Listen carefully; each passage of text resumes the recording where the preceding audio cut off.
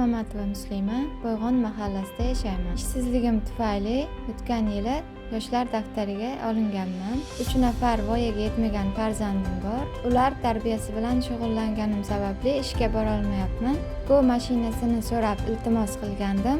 Xonadonimga Jack Everlov mashinasi bilan Zojet Go mashinasini olib kelib berishdi. Hozirda uyda turib daromad topyapman. Men bundan juda ham xursandman.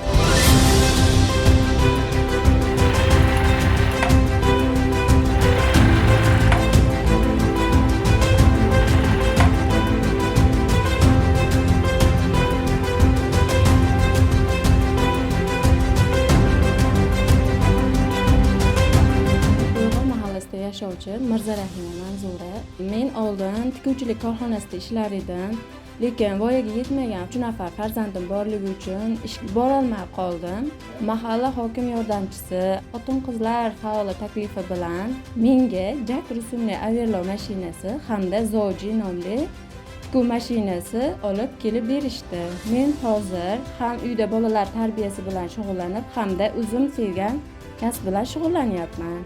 Bundan tashqari mahallamizdagi yosh qizlarga tikuvchilik sirlarini o'rgatyapman. Yurtboshimiz tomonidan xotin-qizlarga ko'rsatilayotgan bunday e'tibordan juda ham xursandman.